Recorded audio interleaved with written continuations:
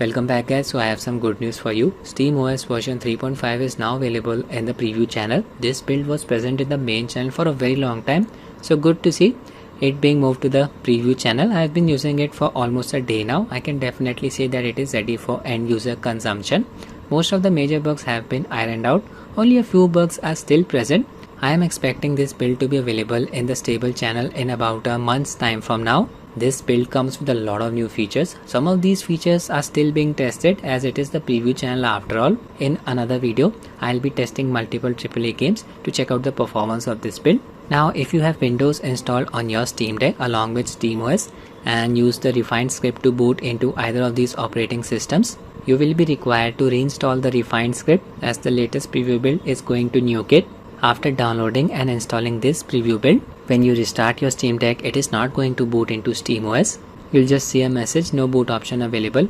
Just boot into the BIOS. From there, you need to manually boot into SteamOS. Do not worry, you won't be losing your Windows or SteamOS partition. Upon switching to SteamOS desktop mode, you will be required to reinstall refined script and everything will be back to normal. Deck Wizard YouTube channel has uploaded a guide regarding it. I'll drop its link in the description of this video.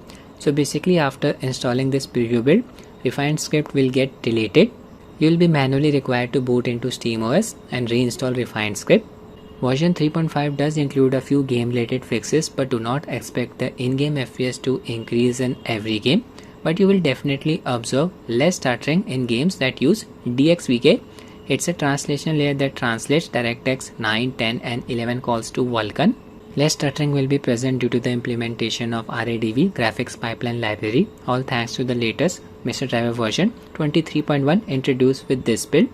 Now I'll show you how to update to the preview channel from either stable or beta channels. Just run Steam in gaming mode, go to System. Tap on the bar adjacent to System Update channel. From here, select Preview. Then tap on Check for Updates. Here you'll see an update notification will pop up. You just need to download the update. Once the download is complete, apply it, then Steam Deck will restart. In my case, it took about 45 to 50 minutes for the update process to complete. I upgraded from the beta version of SteamOS version 3.4.10. This build updates the BIOS, Mesa driver and Linux kernel version of the operating system 3.5, kernel version 6.1.52. BIOS has been updated to version F7A0116. Mesa GPU driver version has been updated to 23.1.3. Implementation of GPL helps in reducing the size of shader cache files for games.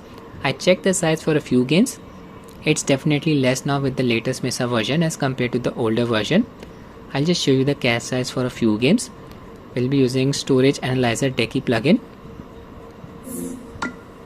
Good thing is that Decky plugin works even with the preview build of SteamOS version 3.5. There's a storage cleaner plugin. Cache size is getting calculated. Immediately you can see the cache size for Last of Us Part 1 is around 23.45 GB. Oh my god. Hogwarts Legacy weighs around 3.2 GB. Horizon Zero Dawn weighs around 3 GB. Baldur's Gate 3 weighs around 2.2 GB. GTA 5 weighs around 1 GB. Spider-Man Remastered weighs around 785 MB only. Sekiro 226 MB. Elden Ring 225 MB. You get the idea, cache size varies from game to game. After upgrading to this build, when you start any game, Vulkan shaders will get processed. Game will also download new set of shaders. Now I'll quickly go through the features of SteamOS version 3.5. First, we have some new display settings. Steam running in gaming mode. Go to Display. Tap on Adjust Display Colors. The default color rendering for Steam Deck has been adjusted to emulate the sRGB color gamut, resulting in a slightly warmer and more vibrant color appearance. If you want to revert to the display setting prior to this build, just select Native from here under Color Vibrance. Version 3.5 set the color vibrance to sRGB by default. We also have a new option here, Boosted. You can observe the change in color from this image. Prior to this build, I was using Vibrant Deck Decky plugin to boost the color of Steam Deck's display. This new setting makes that plugin redundant now. You can also tweak the color temperature from here, increase or decrease it. See the effect here. New display settings have been added under Advanced Setting. Enable HDR heat map, HDR content brightness on HDR. Now Steam Deck's display itself does not support high dynamic range and variable refresh rates, but if you connect it to an external monitor that supports both of these features, then HDR and VRR will definitely work. New settings have been added to the quick access menu. Under scaling mode, we have access to integer, fit, stretch and fill. I'll test all of them in GTA 5 in the later part of the video. Here I'll just give you an introduction. Scaling filter, nearest FSR, and a new setting is available here, NIS. It's basically Nvidia's image scaling. It is similar to FSR when it comes to upscaling. Both of these upscaling technologies do not require AI to upscale the image from a lower resolution to a higher resolution. Nvidia has another upscaling technique called DLSS. It uses proprietary technology and AI to upscale the image from a lower resolution to a higher resolution. Now guys, I have used all of these upscaling technologies. In my opinion, DLSS gives the best picture quality. On Steam Deck, I tried using both FSR and NIS. Results were slightly better using FSR. Again, I'll demonstrate this in GTA 5 in the later part of the video. Now I'll go through a few general features. Fixed an issue where certain workloads would exhibit severe CPU performance issues unless SMT was manually disabled. I have experienced this issue in some emulators. I used to disable SMT using PowerTools Decky plugin. In PC SS2 emulator, this helped in improving the performance. Show you this. PowerTools plugin. SMT. If I disable it, threads will be set to 4. Now I haven't tested this new feature, but if it works properly, you won't be required to manually disable SMT via this plugin. External storage devices are now auto-mounted when connected to Steam Deck. To format or manage storage devices, use the new device management interface in setting storage. Okay, so I'll just connect this pen drive to my Steam Deck via this Type-C to USB adapter. Go to storage settings. Yeah, pen drive got detected. There it is. Format, pressing the Y key. Confirm. Format complete. And this is the directory of SD card. Just wanted to let you know all of my games that were present on SD card were detected by default on SteamOS version 3.5 preview build. Even EmuTech is working. I only installed user emulator using it. My game ROM that was present on SD card got detected by the emulator. Inject the pen drive. Updated graphics driver with many performance and functionality improvements. Improved performance for Starfield, fixed view model corruption in Amnesia the Bunker, and launch failures for Immortals of Avium and Kaiju a Go-Go. I've even uploaded Amnesia's gameplay video running on my Steam Deck on my channel. Character model was not rendered properly back then. Good to see this issue has been fixed now with this update. Improved Bluetooth connection stability, especially with multiple controllers. Slightly improved sleep resume speed. Let's try this. Resume. Improved fade transition between applications. Contents of the performance overlay can now be customized by creating a custom configuration file. With this new update, new performance parameters have been added to overlay level 2. Fixed a bug where some games could appear stretched if their window size didn't match their swap chain size. Example, Naruto Shippuden Ultimate Ninja Storm 4. Fixed a problem where keyboard input would not be detected in Overwatch Part 2 controller firmware. Fixed an issue where some thumbstick touch sensors would lose touch periodically. BIOS update. Added voltage offset settings. Now I was not able to find these settings anywhere on SteamOS. I think with these settings we will be able to undervolt Steam Deck's processor.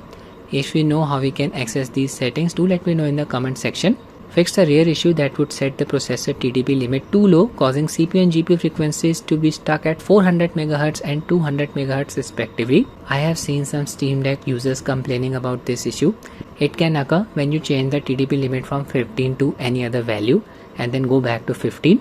Good to see that Valve addressed this issue. Fixed an issue when the charging light would turn back on when plugged in for a while after fully charged.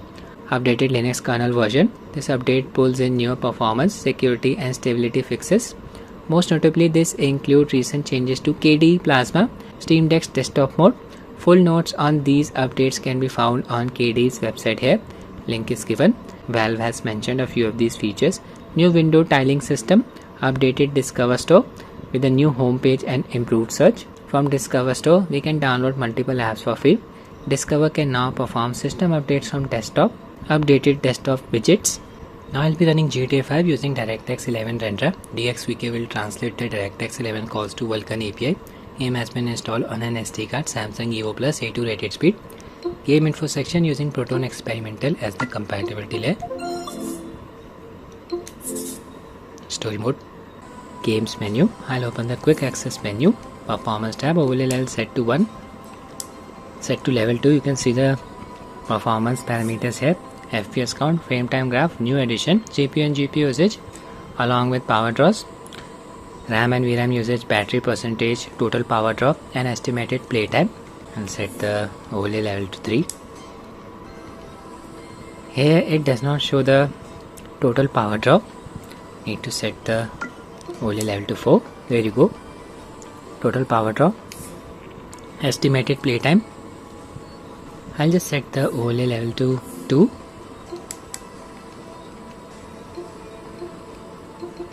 Frame rate limit set to 60. Same thing for refresh rate. Enable VRR setting is not accessible. Display is not capable. Disable allow tearing, half rate shading and TDP settings. Manual GPU clock control setting disabled as well. New scaling mode settings. First I'll set it to integer.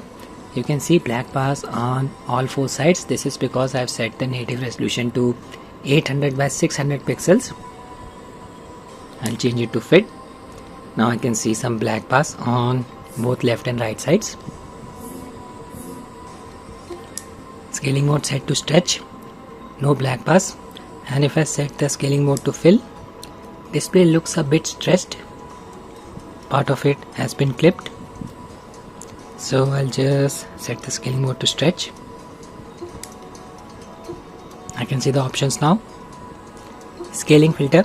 From here you can use either FSR or NIS. Text is looking slightly sharper when I switch to NIS, but character models look much better using FSR. First I'll run the game using FSR. Sharpness level set to 3. Show you the in-game setting. DirectX version 11. Screen type windowed. Native resolution set to 800 by 600 pixels. FXAA enabled. VSync disabled. Population density, variety and distance scaling set to 50%.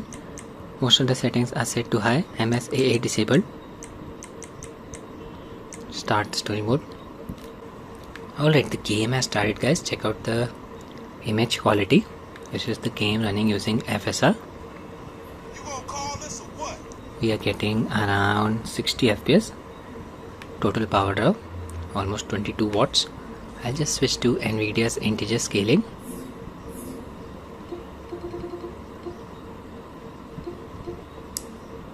Come on, which one of these motherfuckers you want? Aggressive sharpening is being used. Looks decent, but I prefer FSR over it. Again, it's up to you. Results may vary from game to game.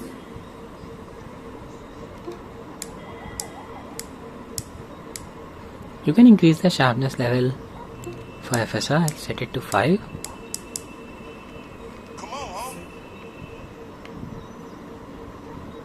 I'll pick this vehicle. I'm getting around 60 FPS in the city area. FPS will drop down to as low as 50. Standard performance in this game.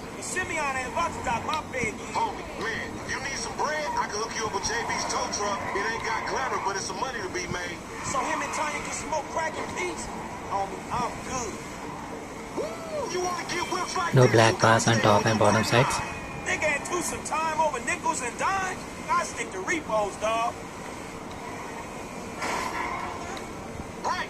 Right. Yeah, whatever you say. Come on, Frank. Hey, I come at you from the shoulders, homie. Up here, to the studio. Crash and burn. So 54 to 60 FPS. It's a very smooth experience.